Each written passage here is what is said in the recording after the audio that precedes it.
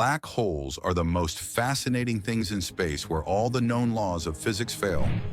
We have heard that nothing can escape from the gravity of black holes, not even light can escape from it. Terrifying, right? But what I tell you, this terrorizing thing actually points to God's, how He positioned us in the universe with care. At first glance, black holes seem like a massive problem. They pull in matter with unimaginable force and unleash deadly radiation. It's the last place you'd expect life to survive.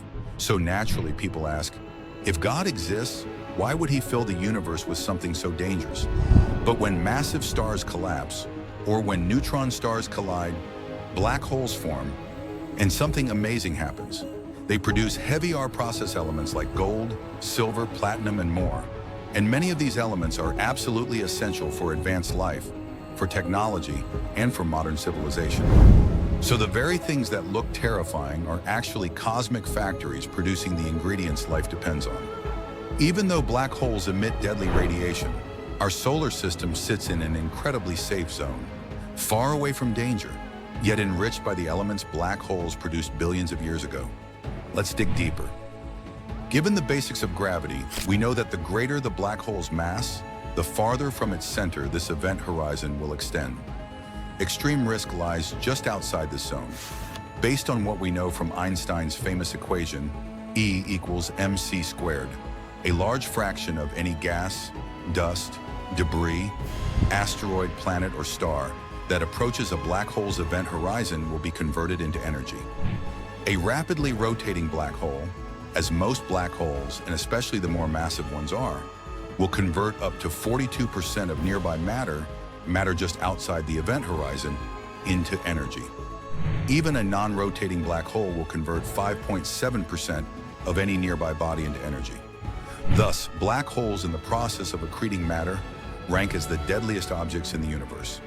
In the region just outside their event horizon, black holes convert matter into energy with far greater efficiency than does the sun's nuclear furnace, anywhere from 100 to nearly 600 times greater. This extremely high conversion rate of matter into energy explains why the zone just outside the event horizon of the most massive black holes is both the brightest and most dangerous location known to exist in the universe. Even the smallest known black holes, those with a mass only a few times greater than the sun's, if they are absorbing matter, generate radiation that would make advanced life as we know it impossible anywhere within their vicinity. Even so, we wouldn't be here to observe or study black holes if they didn't exist in the first place. The existence of a large population of black holes in the universe raises a question to Christians about the existence and nature of the God of the Bible. If God is the all-powerful, all-knowing, and all-loving being the scriptures portray, why would such a God design and create a universe in which life faces a pervasive risk from health-damaging, if not life-destroying, cosmic radiation produced by black holes? God could have created a universe without black holes, but if He did, the universe would have to operate with completely different laws or constants of physics. It might lack gravity, electromagnetism, nuclear forces, or even the thermodynamic conditions needed for order and low entropy. Such a universe would also have far less mass and density. In every alternate universe, scientists can model or imagine, physical life, at least life anything like ours, would be impossible. Our process elements are crucial for launching and sustaining high-technology civilization. They also are important for treating human health challenges. Humanity must be kept a great distance from black holes. Earth sits in an unbelievably privileged location in the universe. Our cosmic address goes like this.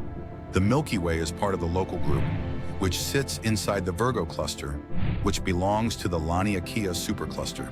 And this matters more than you might think. The Laniakea supercluster has a very unusual shape, more like a stretched stick figure than a tight spherical structure. And this strange shape is exactly what keeps supermassive black holes from clustering too close together. It slows their growth and spreads them out across vast distances. That spacing is one of the reasons life in the Milky Way is even possible. Our Local Group is also perfectly placed. The nearby galaxy groups are all small, and none of them contain galaxies big enough to produce black holes powerful enough to threaten us. The only major danger zone in our supercluster is the Virgo cluster. It contains supermassive black holes, including the giant in galaxy M87. But it's about 54 million light-years away, and its radiation jet points away from us, another stroke of perfect positioning. Even within the local group, we see fine-tuning. There are no giant galaxies, only the Milky Way, Andromeda, and many smaller dwarfs. And the two large galaxies are separated by a safe distance of 2.5 million light-years. Here's the most surprising part. The most massive dwarf galaxy in our local group, the Large Magellanic Cloud, should have a supermassive black hole, but it doesn't. For a galaxy of its size, over 200 billion solar masses, that's extraordinary. Astronomers have evidence that the Large Magellanic Cloud, the LMC, has a small central black hole, at least 4,000 times the mass of the Sun. But here's what's fascinating. We detect no dangerous radiation from it.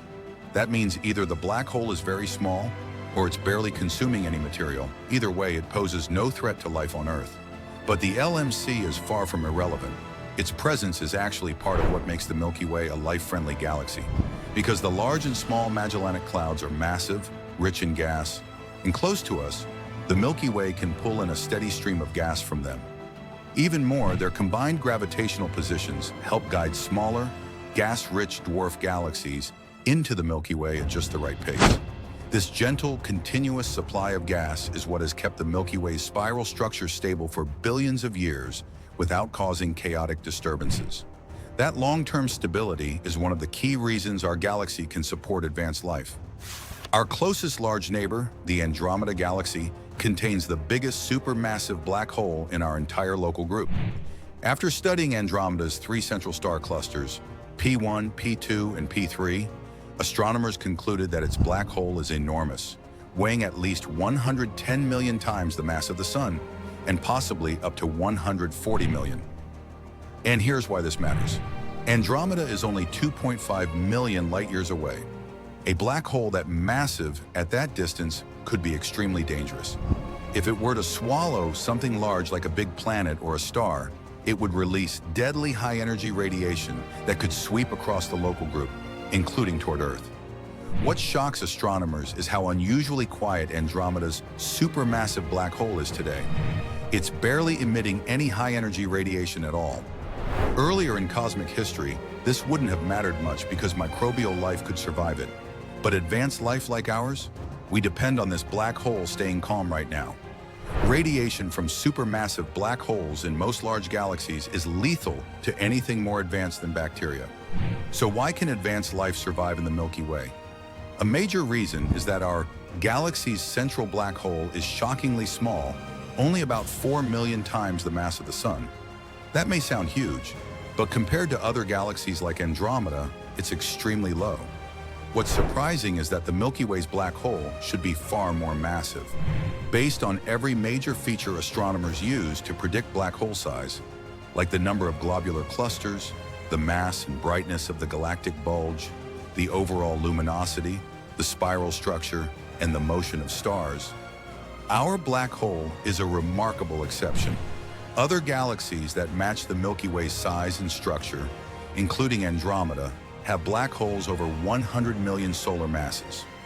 Ours is about 35 times smaller than expected, and that difference is literally life-changing. A black hole's dangerous radiation increases dramatically with its mass. Because our black hole is so unusually small, its potential to emit deadly radiation is drastically lower. And in just the last 10,000 years, the Milky Way's black hole has been so quiet that human civilization could rise and flourish. To conclude all the points we discussed in this video, first, the Milky Way sits in a uniquely safe region of the universe, where the supercluster's shape and our local group's layout keep dangerous supermassive black holes far away. Second, the Magellanic Clouds supply the Milky Way with a steady, gentle flow of gas and dwarf galaxies, maintaining our galaxy's stable spiral structure needed for life.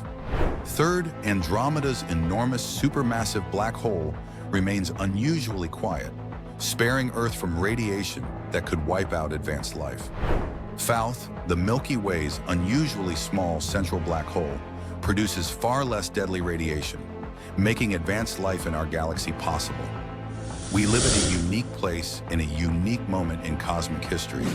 The precise arrangement, size, and behavior of the black holes around us show remarkable fine-tuning, conditions perfectly suited for advanced life. These discoveries give Christians a powerful way to understand how a caring creator can coexist with something as destructive as black holes.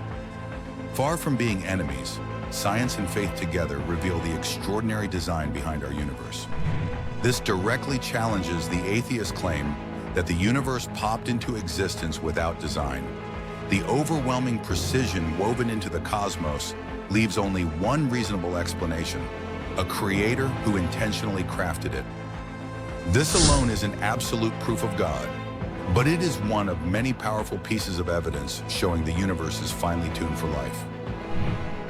The information in this video is taken from Dr. Hugh Ross's paper titled "Black Holes as Evidence of God's Care." I've linked it in the description. Feel free to check it out. Thank you for watching, and God bless.